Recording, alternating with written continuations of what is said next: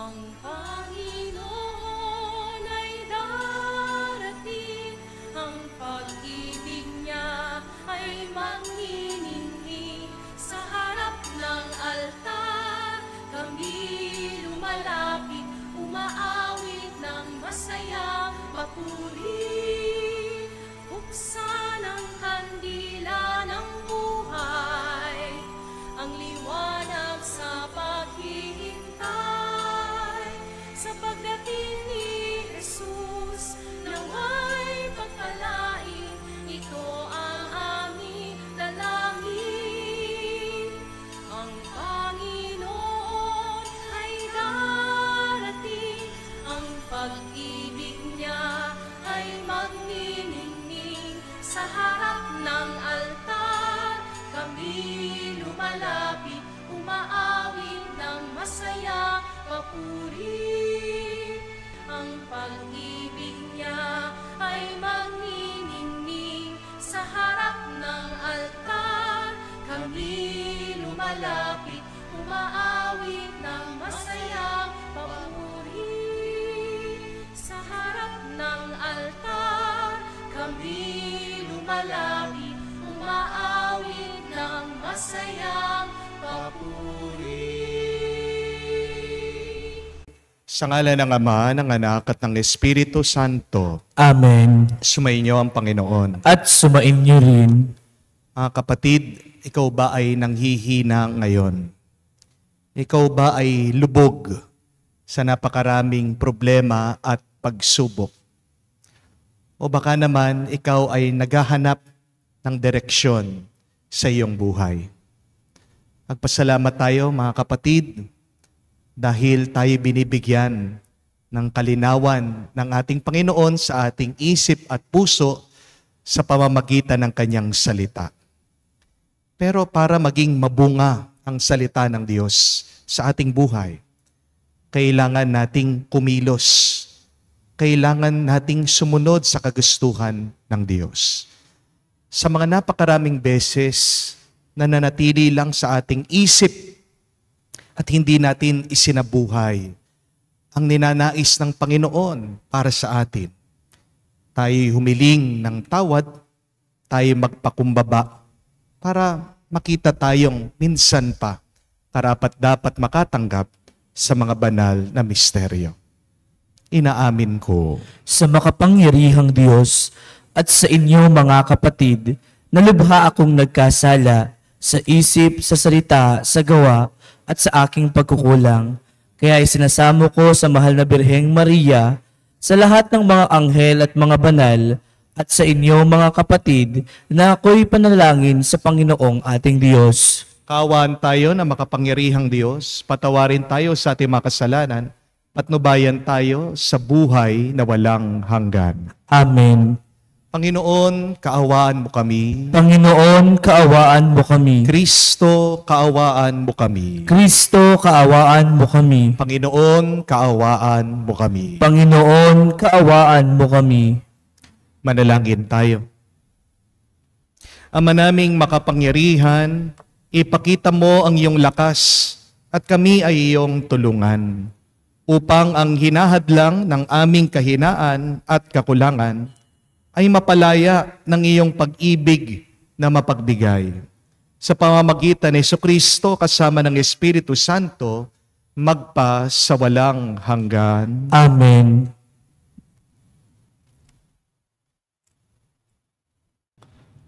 Pagbasa mula sa aklat ni Propeta Isaías. Sa araw na iyon, ganito ang awitin sa uuda. Matatag ang ating lungsod, hindi tayo maaano.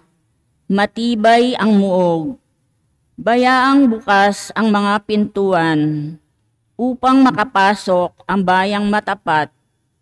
Binibigyan mo ng lubos na kapayapaan ang mga taong matapat na tumatalima at nagtitiwala sa iyo. Magtiwala kayong lagi sa Panginoon, pagkat siyang kublihang walang hanggan. Ibinababa niya ang mga palalo, lungsod man matatag ay binabagsak. pati muog ay winawasak, hanggang sa maging tapakan ng mga taong hamak at tuntunan ng mga mahirap.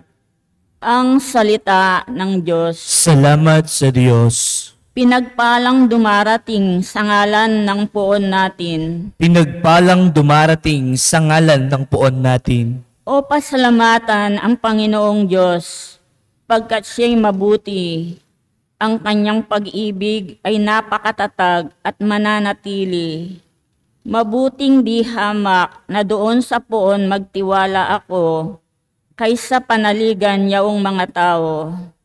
Higit ngang mabuti ang pagtitiwala sa poon ibigay, kaysa pamanuan ang ating asahan. Pinagpalang dumarating sa ngalan ng poon natin. Ang mga pintuan ng banal na templo'y inyong ngayong buksan. Ako ay papasok at itong Panginoon papupurihan. Ito yaong pintong pasukan ng poon ang Panginoong Diyos. Tanging ang matuwid ang pababayang dooy makapasok. Aking pinupuri ikaw, o poon, yamang pinakinggan. Dininig mo ako't pinapagtagumpay. Pinagpalang dumarating sa ngalan ng poon natin. Kami ay iligtas, tubusin mo poon, kami ay iligtas, at pagtagumpayan sa layunit hagad. Ang pumaparito sa ngalan ng poon ay pagpapalain. Magmula sa templo, mga pagpapalay kanyang tatanggapin. Ang poon ang Diyos. Pinagpalang dumarating sa ngalan ng poon natin.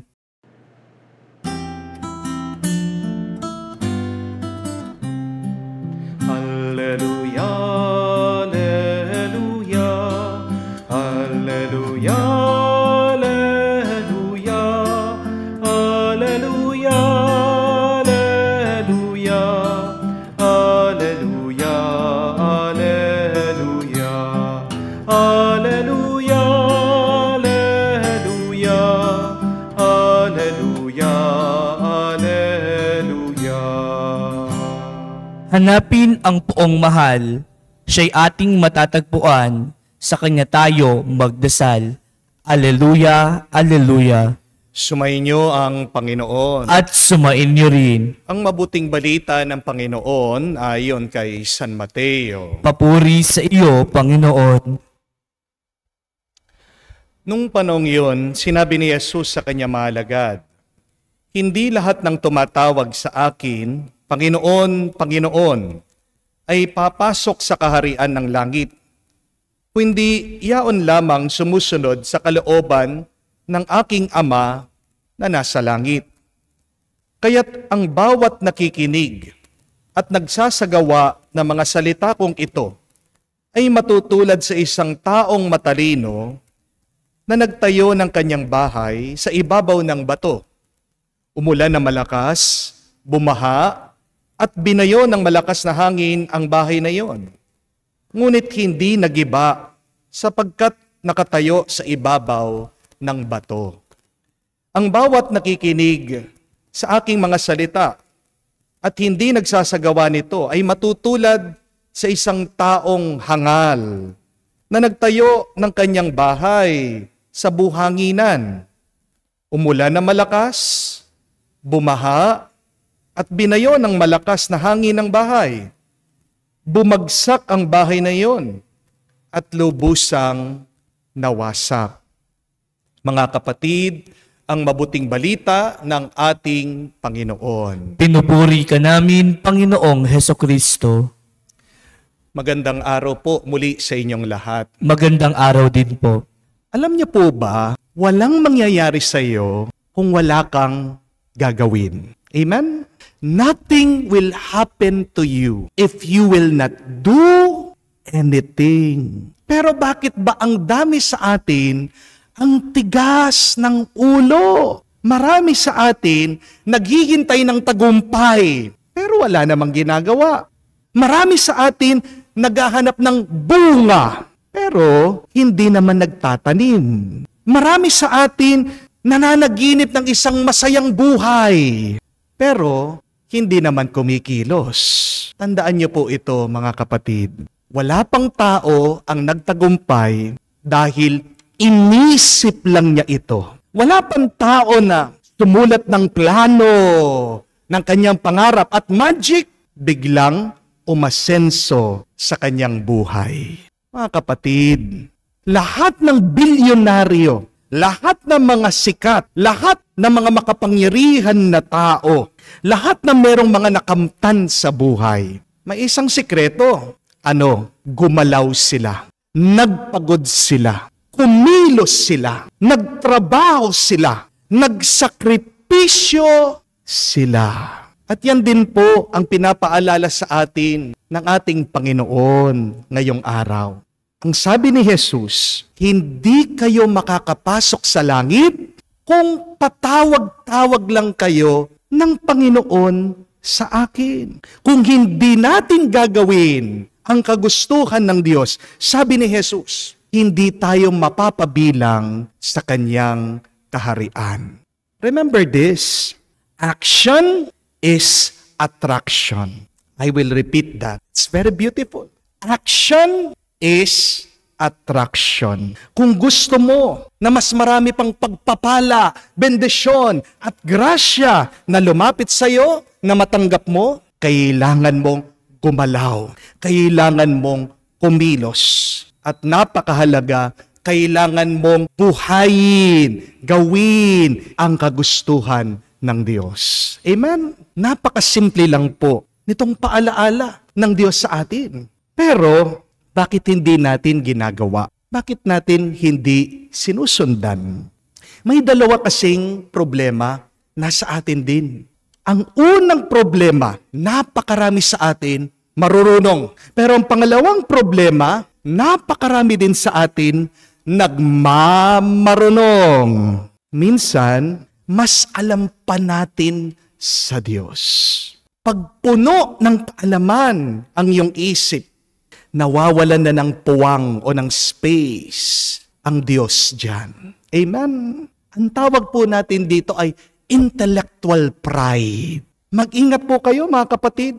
Kung minsan feeling mo, alam mo na, mapapahamak ka. Balikan niyo po itong kwento ng ating Panginoon, ang talimhaga, ang larawan na kanyang binanggit sa kanyang maalagad.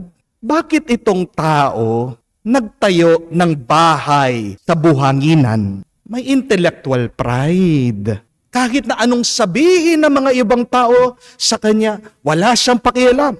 Kasi yun yung gusto niya. Yun yung para sa kanya. Yun yung naiisip niyang tama. Di po ba? Pero ano daw ang nangyari dito sa tao na nagtayo ng bahay na mahina ang kanyang pundasyon? Dumating ang unos, ang bagyo, ang baha, bigla itong lumubog, bigla itong nawasak. Mangmang ang tawag ng ating Panginoon sa kanya. Mangmang ang mga taong nagmamarunong. Hindi ibig sabihin, may alam ka na matalino ka. Amen? Dahil ang tunay na matalino ay yung alam niyang kagustuhan ng Diyos.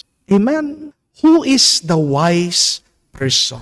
Not the person who knows everything, but the person who knows what God desires. And when you know what God wants, and when you follow the will of God, my dear friends, your life will be blessed. You will have a long, a happy, and peaceful life. Remember that, my dear friends. You are a fool if you think you know better. We do not know everything. Kailangan natin ng pagpapakumbaba. Kailangan nating aminin. Kailangan nating sabihin, Panginoon, hindi ko naman talaga alam ang lahat. Tulungan mo ko. Linawin mo ang aking kaisipan, ang aking puso. Nung minsan, meron po mga nagpapalimos. Pumunta po dito sa parokya. 4 po silang babae. Bawat na 10 linggo, ang dami po na dumadating mga humihingi, nagpapatulong. Nabalitaan po kasi nila, mabait ako.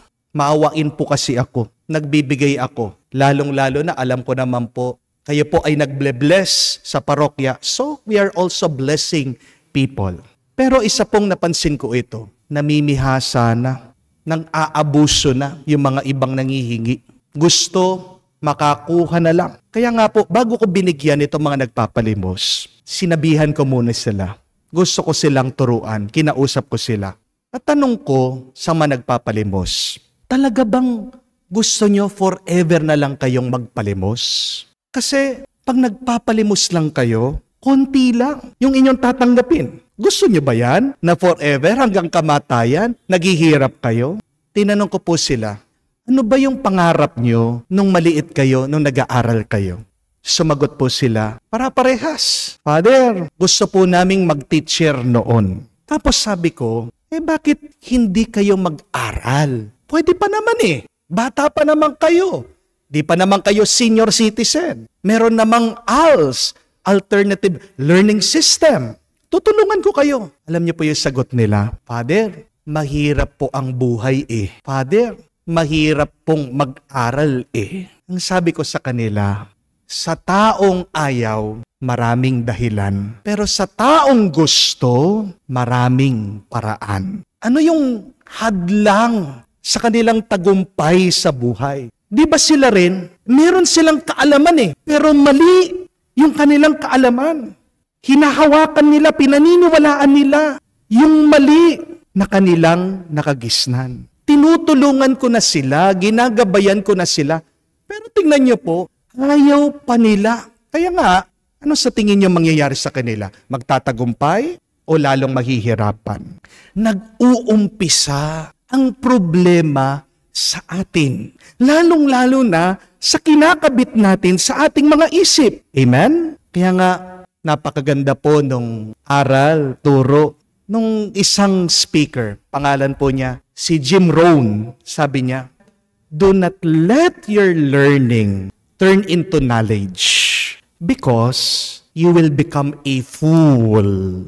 But turn your learning into action so that you will become successful. Ang dami po sa atin nag-aral. Dito po sa Pilipinas, ang dami natin mga eskwelahan. Hindi po ba? Matalino tayo Lalong-lalo na mga kabataan ngayon, nakakagamit ng cellphone. Pero ang tanong, bakit ang daming bigo? Bakit ang daming naghihirap? Bakit ang daming malungkot, depressed, naghihikahos?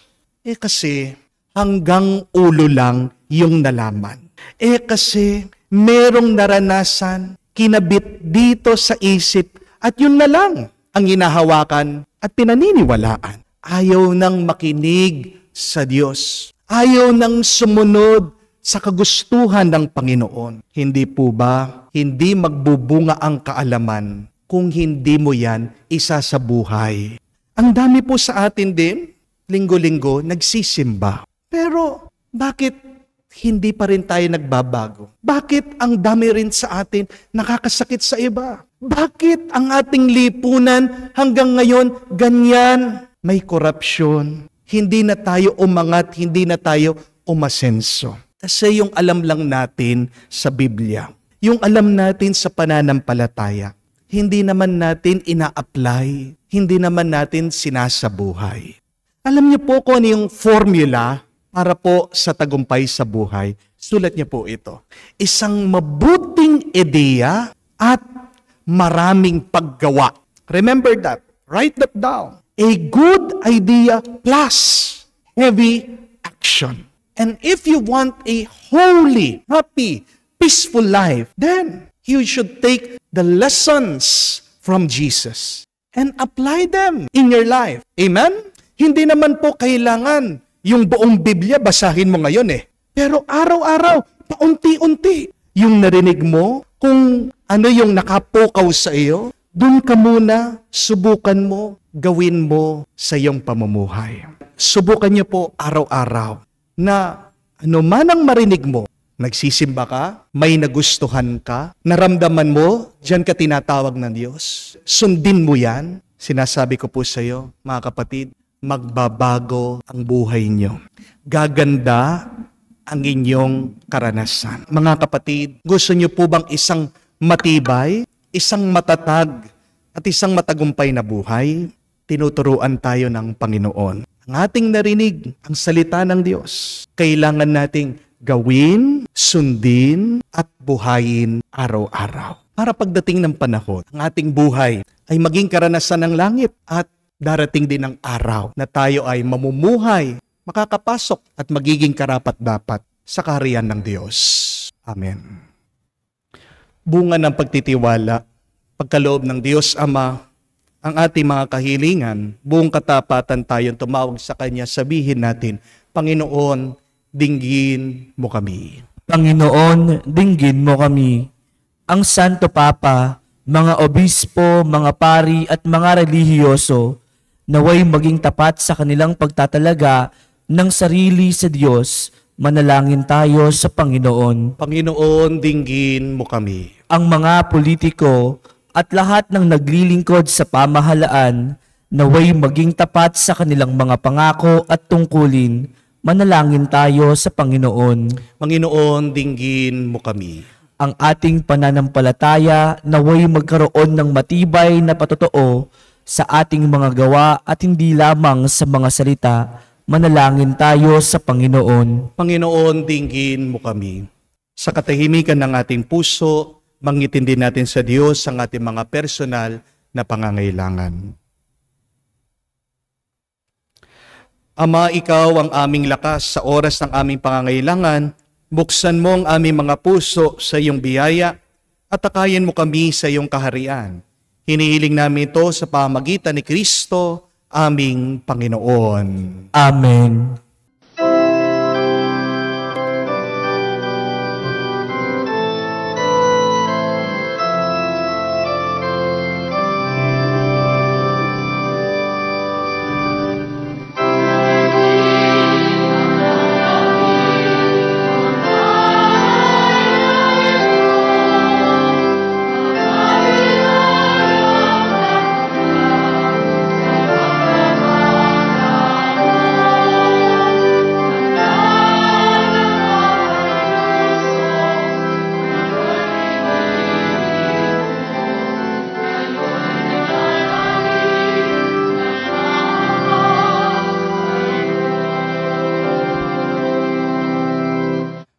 Manalangin kayo mga kapatid, para ang ating mga paghahain ay kalugdan ng Diyos amang makapangyarihan.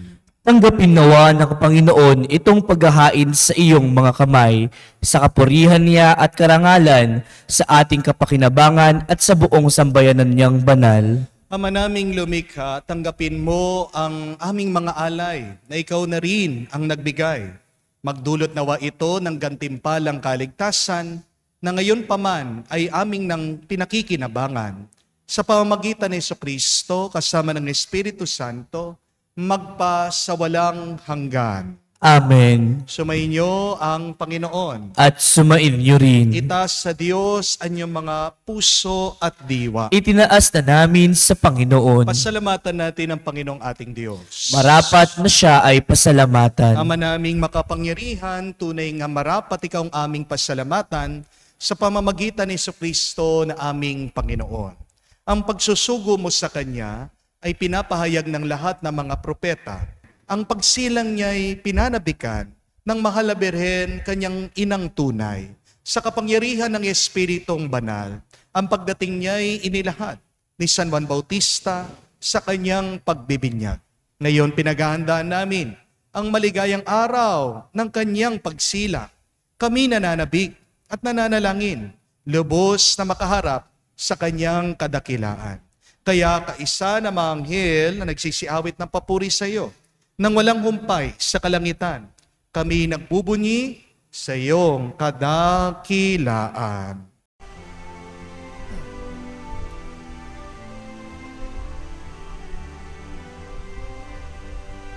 Santo, Santo, Santo, Panginoong Diyos ng mga hukbo, napupuno ang langit at lupa na kadakilaan mo. Hosana, Hosana, sa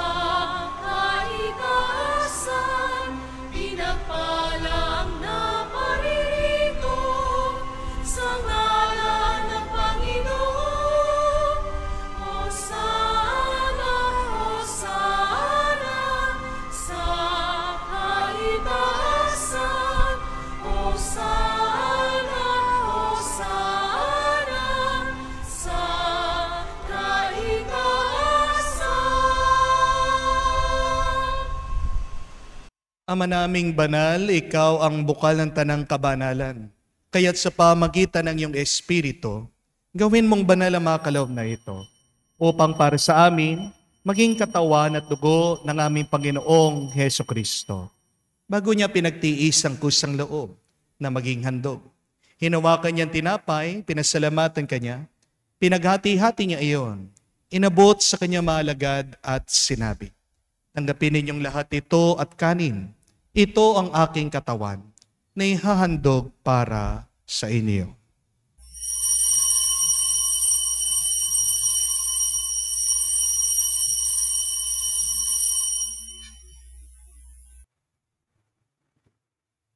Gayon din naman na matapos ang hapunan, hinawakan niya ang kalis. Muli kanyang pinasalamatan. Inabot niya ang kalis sa kanyang mga alagad at sinabi, tanggapin ninyong lahat ito at inumin. Itong kalis ng aking dugo, ng bago at walang hanggang tipan. Ang aking dugo na ibubuhos para sa inyo at para sa lahat, sa ipagpapatawad ng mga kasalanan. Gawin ninyo ito sa pag-alaala sa akin.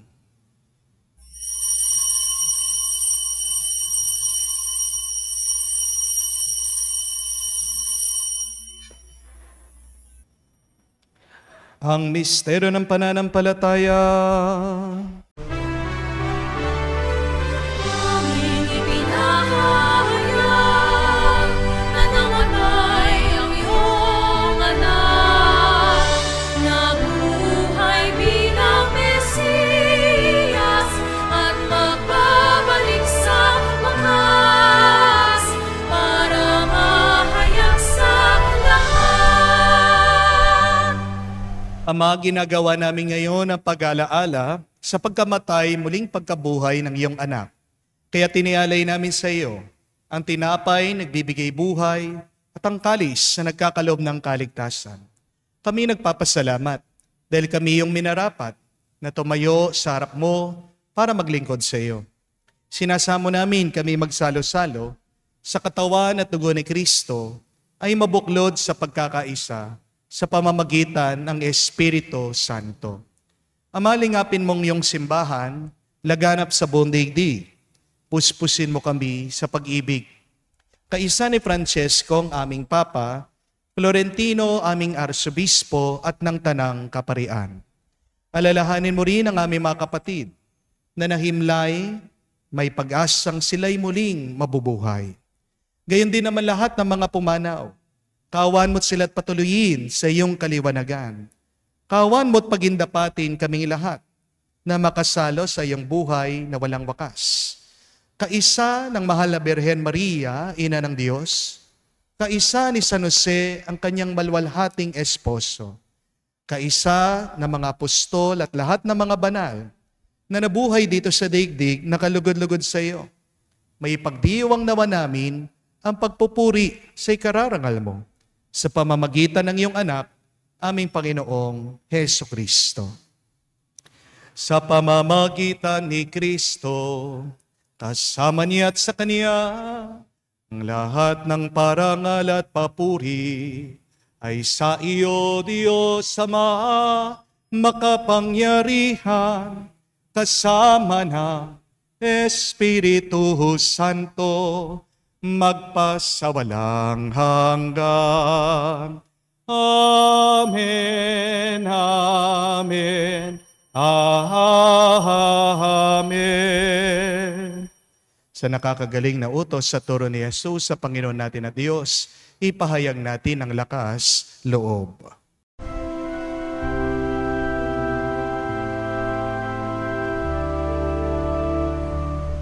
Ama namin, sumasalangit ka, sambahin ang ngalan mo, mapasa amin ang kaharian mo, sundin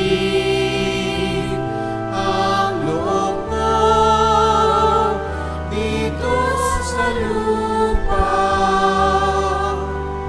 para nang sa langit.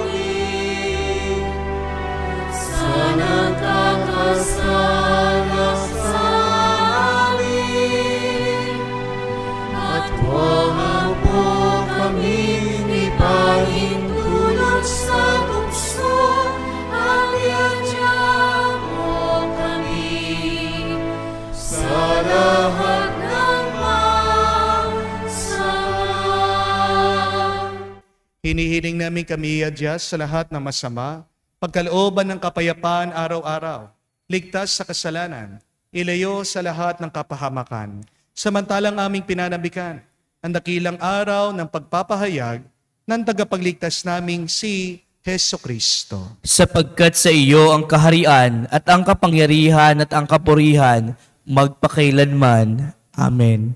Panginoong Heso Kristo, sinabi mo sa iyong mga apostol, kapayapaan ang iniiwan ko sa inyo. Ang aking kapayapaan binibigay ko sa inyo. Tungayan mo ang aming pananampalataya at tuwag ang aming pagkakasala. Pagkalooban mo kami ng kapayapaan at pagkakaisa ayon sa iyong kalooban. Kasama ng Espiritu Santo, magpa sa walang hanggan. Amen. Kapayapaan ng Panginoon ay laging sumainyo. At sumainyo rin. Magbigayan po tayo ng kapayapaan sa bawat isa. Peace with you po. Kapayapaan po sa inyong lahat. Kordero ng Diyos na nag-aalis ng mga kasalanan ng sanlibutan, maawa ka sa amin. Maawa ka sa amin. Kordero ng Diyos na nag-aalis ng mga kasalanan ng sanlibutan, maawa ka sa amin. Maawa ka sa amin. Kordero ng Diyos na nag-aalis ng mga kasalanan ng sanlibutan, ipagkaloob mo sa amin ang kapayapaan.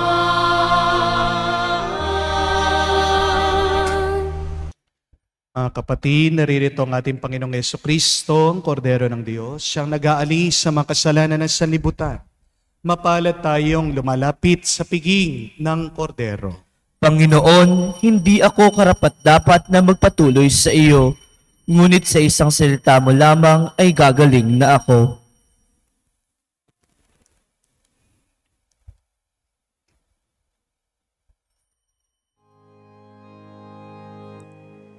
Naghihintay sa umaga, gabi naghihintay sa liwanag. Bayan mo nasasabi sa iyong pagbabalik, umaasa pa rin sa iyong pagdating. Ito ang iyong hinihiram, nagdarasal makita na ang mukha mo. Bayan ng Diyos nagtitiis at umaasa, tapat naghihintay sa pag-ibig mo. O Diyos, pakinggan mo kami at paspasan ang aming kahilingan, at sa iyong pambabalik kami babangon na muli. Langit at lupa, lahat ng tao ay makakasundo. Manalangin tayo. Ama naming mapagmahal, mapakinabangan nawa namin ang aming pinagsaluhan upang sa aming paglalakbay dito sa lupang papanaw, aming mapanaligan ang iyong pagpapalang pagmagpakailanman. sa pamamagitan ni Jesucristo kasama ng Espiritu Santo, magpa sa walang hanggan. Amen. Mga kapatid, tandaan niyo po ito. That purity of intention is also important whenever we are doing some actions. Hindi lang po yung kumikilos ka, hindi lang yung may ginagawa ka ang mahalaga. Pero ang tanong, ano ang dahilan bakit ginagawa mo ito? It's not all about what you do, but why you are doing it. We can do some things with the wrong intention. Amen? Para saan ang lakas mo? Hindi lang para ikaw ay yumaman, hindi lang para ikaw ay magtagumpay, hindi lang para ikaw ay sumikat, hindi lang para ikaw ay makaramdam ng sarap. Kung hindi, tandaan mo na ang buhay mo ay galing sa Diyos. Ikaw ay nagpapasalamat, binigyan ka ng buhay ng Diyos. Bakit kailangan kang sumunod sa Diyos? Sana maramdaman mo, sana ma-realize mo, ang lahat ng ginagawa mo ay dahil sa pagmamahal mo sa Kanya, dahil mahal na mahal ka din ng Diyos. Kaya mga kapatid, sa araw na ito, gusto ko po na buksan nyo yung Biblia nyo, kahit saan. Pumili po kayo ng isang aral, isang lesson dyan. Magdasal kayo, tanong nyo sa Diyos, Panginoon, anong kagustuhan mo? Panginoon, saan mo ko dinadala? Then open your Bible. Wala po kayong Biblia, meron pong Google. No? Hanapin nyo po yung online Bible. Then try to find one scripture passage there. Read it, meditate upon it, and then try to apply it in your life. Ang kapatid, hindi magiging mabunga, masaya, banal ang buhay na ito. Kung ikaw lang ay basta't nag-iisip lang, alam mo lang, ang kagustuhan ng Diyos. Naway, sundan mo siya araw-araw. Gawin mong kagustuhan ng Diyos para maranasan mo ngayon pa lang ang kaharian ng langit sa buhay mo. Sumainyo ang Panginoon. At sumainyo rin. Kayo ay basbasa ng Diyos, makapangyarihan sa lahat, sa ngalan ng Ama, ng Anak, ng Espiritu Santo. Amen. Ang ating misa ay natapos na. Pumayo kayo sa kapayapaan ni Kristo. Salamat sa Diyos.